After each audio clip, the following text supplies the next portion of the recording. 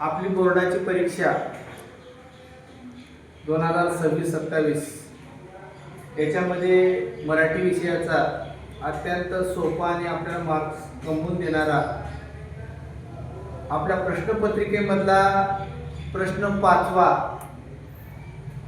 कृतीपत्रिका आराखडा याच्यामध्ये जो उपयोजित लेखनाचा जो भाग आहे तो उपयोजित लेखनाचा भाग अतिशय सोपा आणि आपल्याला सहज मार्क्स पडणारा असा हा विषय आहे।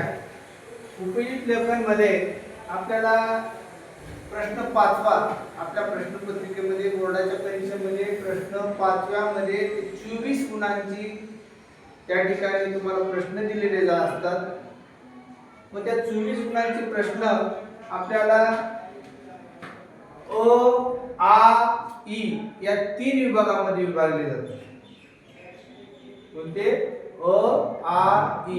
मग त्याच्यामध्ये विश्लेषण असेल तर प्रश्न 5वा पहिला जो मुद्दा आहे अ मधला पत्रलेखन। या पत्रलेखन मध्ये तुम्हाला 2 प्रकारचे पत्र दिले जातात। पत्राचे प्रकार 2 आहेत, एक औपचारिक पत्रलेखन आणि दुसरा आहे अनौपचारिक पत्रलेखन। दोन्ही पैकी तुम्हाला कोणतेही पत्र येईल त्या 2 पत्र दिले जातील तुम्हाला। त्या 2 पत्रापैकी तुम्हाला एक पत्र सोडवायचं आहे आणि एक पत्र लिहिल्याच्या नंतर तुम्हाला गुण दिले जातील 6। कळालं? 2 पत्र येतील किंवा जर तुम्हाला पत्र नाही जमलं तर त्याला किंवा दिले और म्हणतात, त्याला किंवा दिले सारांश लेखन। पत्र जर दोन्ही नाही जमले तर किंवा सारांश लेखन म्हणजे तुम्हाला 1 2 3 पर्याय दिले। किती मार्कासाठी? 6 मार्कासाठी। प्रश्न 5वा अ मध्ये पत्रलेखन, एक औपचारिक पत्रलेखन, अनौपचारिक पत्रलेखन किंवा सारांश लेखन या तिन्ही पैकी एक तुम्हाला लिहायचं।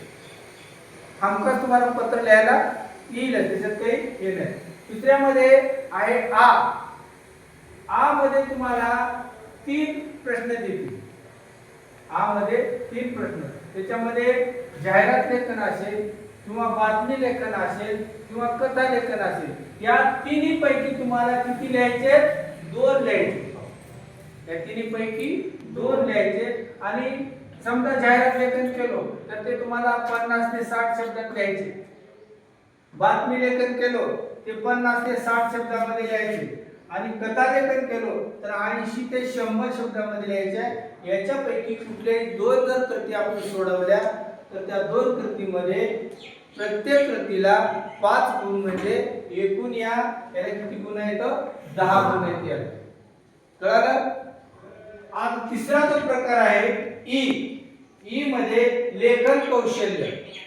मध्ये आपल्याला निबंध लिहायचा। निबंध हे 100 ते 120 शब्द लिहायचे आपल्याला। 100 ते 120 शब्दामध्ये लिहायचे। जर तुम्ही 100 ते 120 जर शब्द लिहिले तर तुम्हाला गुण किती आहेत? 8 गुण आहेत। याच्यामध्ये प्रसंग लेखन, एखादी समजा प्रसंग लेखन मध्ये काय उदाहरण दाखवलं आपण एक घेणार आहोत। पण प्रसंग लेखनामध्ये एका ठिकाणी अपघात झालेला आहे, त्या अपघाताचं आपल्याला वर्णन करायचं, त्याला प्रसंग, जिथला जे काय प्रसंग आहे तो प्रसंग आपण लिहून, किंवा एखाद्या कार्यक्रमाचा प्रसंग आहे त्या कार्यक्रमाचा प्रसंग आपण लिहून काढतो। तशा प्रकारचे प्रसंग लेखन जर तुम्ही लिहिला 100 ते 120 शब्दामध्ये तर तुम्हाला किती मार्क मिळतील? 8 मार्क मिळतील। तुम्हाला दिले जातील 3, या तिन्ही पैकी जे तुम्हाला सोपं वाटत ते एक लिहायचं। सगळ्यात सोपं तर सगळेच आहे, पण सगळ्यात सोपं हे आत्मकथन खूप सोपं आहे। स्वतःच कुठल्याही खुर्चीचं आत्मकथन, टेबलाचं आत्मकथन, बैलाचं आत्मकथन, आपलं कुठलं आत्मकथन लिहिलं तर आपल्याला निबंध जर लिहिलं तर किती गुण मिळतील? तिथं 8 गुण मिळतील। आणि शेवटचा जो आहे त्याच्यामध्ये प्रसंग लेखन कसं लिहायचं तुम्हाला सांगितलं। आत्मकथन कसं लिहायचं हे सुद्धा सांगितलं। आणि वैचारिक लेखन, आपण याच्या प्रत्येक जो भाग आहे याच्यामधला आपण फक्त आराखडा बघितला की कोणत्या प्रश्नाला किती मार्क आहेत पत्रलेखन आणि सारांश लेखन 6 गुण, त्याच्यानंतर जाहिरात लेखन, बातमी लेखन, कथा लेखन या तिन्हीपैकी 2 लिहा, त्याला किती गुण?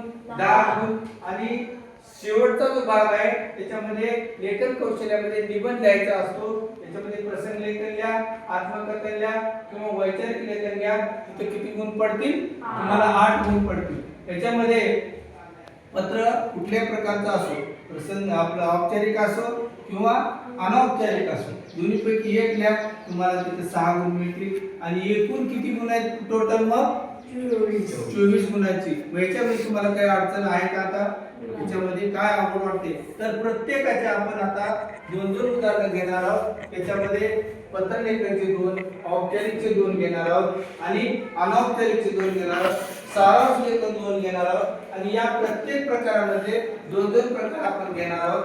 या निबंधामध्ये सुद्धा याच्यात सुद्धा 2-2 प्रकार आपण घेणार